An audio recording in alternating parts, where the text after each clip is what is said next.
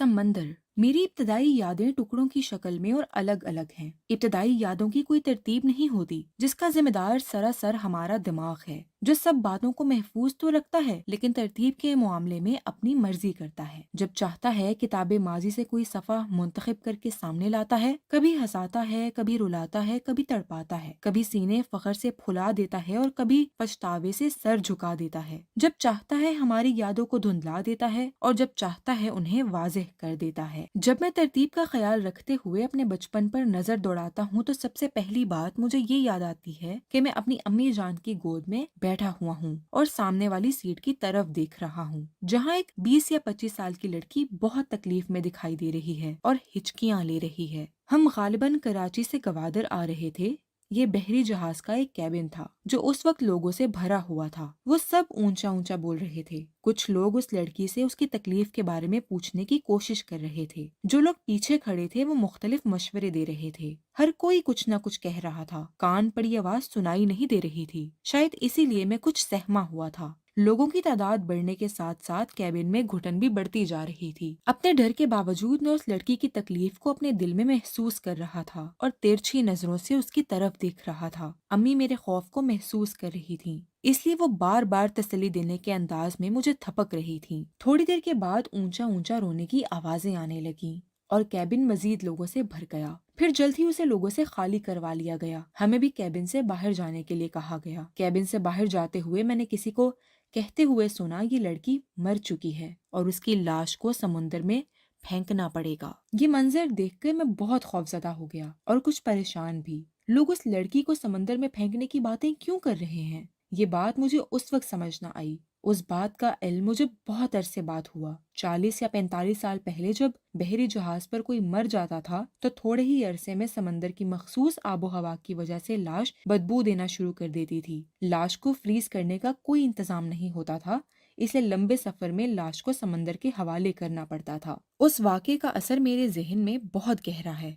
मैं समझता हूँ कि मेरे डॉक्टर बनने के फैसले में उस वाक़े का थोड़ा बहुत अमल दखल जरूर है, क्योंकि आज भी जब मैं किसी शख्स को कराहते हुए सुनता हूँ तो ये मंजर मेरी आंखों के सामने आ जाता है। मेरी दूसरी याद मेरे गवादर वाले घर के बारे में है, जो समंदर के किनारे वाक़े था। वो एक छोटा सा घर था। एक रात हम सो रहे थे जब बहुत सा पानी घर के अंदर आ गया। एकदम से मेरी आंख खुल गई। शायद कोई चीखता था। पीतल की बाल्टियां इधर उधर तैर रही थीं। एक लोहे का संदूक और हमारी चारपाइयों के आधे आधे पाए भी पानी में डूबे हुए थे। सुबह के अंधेरे में ये सब बहुत अजीब लग रहा था। कुछ पता नहीं चल रहा था कि इतना ज्यादा पानी कहाँ से आ गया। काफी अरसे के बाद मुझे पता चला कि 14वीं के चांद की वजह से समंदर के पानी की सतह बुलंद हो जाती है। चूंकि हमारा घर समंदर के किनारे पे वाक़या था, इसलिए पानी शायद मदद जुजर की वजह से घर के अंदर आ गया था। मेरे वालिद साहब कस्टम ऑफिसर थे और उन दिनों उनकी पोस्टिंग गवादर में थी।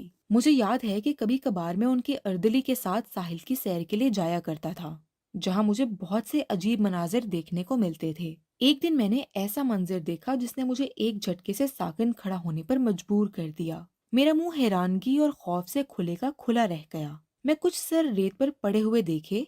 डरने की बात ये थी कि वो हिल रहे थे और आंखें भी झपक रहे थे। अर्दली ने जब मुझे इतना खौफजदा देखा तो हौसला दिया, खालिद साहब डरे नहीं, ये लोग जिंदा हैं, इनका बाकी का जिस्म रेत के अंदर है।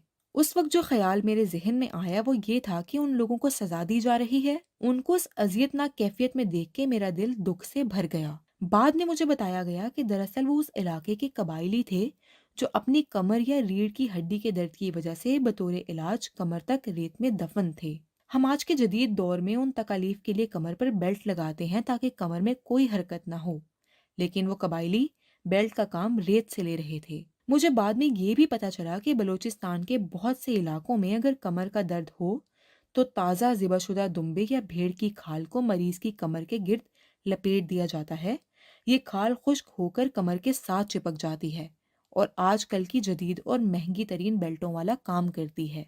गवादर के साहिल पर सिपियां बहुत हुआ करती थीं।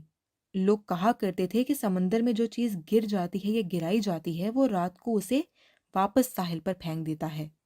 चनाचे बहुत से कबायली सुबह सुबह इस उम्मीद पर साहिल आकर बैठ जाते थे कि शायद कोई बहरी जहाज अपनी बदकिस्मती की वजह से डूब जाए और समंदर उसका कीमती मालो दौलत वापस साहिल पर फेंक दे اور وہ ان کے ہاتھ آ جائے۔ کئی حوالوں سے آج بھی مجھے سمندر میں بہت دلچسپی محسوس ہوتی ہے۔ اگر میں کام کے سلسلے میں دنیا کے کسی بھی ملک میں جاؤں اور وہاں سمندر ہو تو میری ہمیشہ کوشش ہوتی ہے کہ میں کچھ وقت سمندر کے کنارے ضرور گزاروں۔ شاید اسی لیے میری ابتدائی یادیں سمندر سے ہی شروع ہوتی ہیں۔ سمندر ایک وسعت کا نام ہے۔ سمندر کو دیکھ کے نہ صرف خوف طاری ہوتا ہے بلکہ ایک تجسس بھی پیدا ہوتا ہے۔ اسی لیے پرانے زمانے میں جو لوگ اس خوف پر قابو پا لیتے تھے وہ کولمبس بن جایا کرتے تھے اور زبردست دریافتیں کر لیا کرتے تھے، لیکن جو ایسا نہیں کر سکتے تھے وہ بے نام زندگی گزارتے تھے۔ خلیل جبران نے کہا ہے کہ نمک میں ایک مقدس خوف پوشیدہ ہوتا ہے اور اسی لیے اسے آنسوؤں اور سمندر کے پانیوں میں محسوس کیا جا سکتا ہے۔ سمندر کچھ بھی کہتا ہے اور کچھ بھی سنتا ہے۔ اگر آپ سمندر کی لہروں کے شور کو غور سے سنیں اور ان کے تلاطم میں کھو جائیں تو آپ کو اپنی پسند کا نغمہ سنائی دے گا، حتیٰ کہ آپ کو اپنے پیاروں کی وہ باتیں بھی سنائی دیں گی جو آپ سننا چاہتے ہیں۔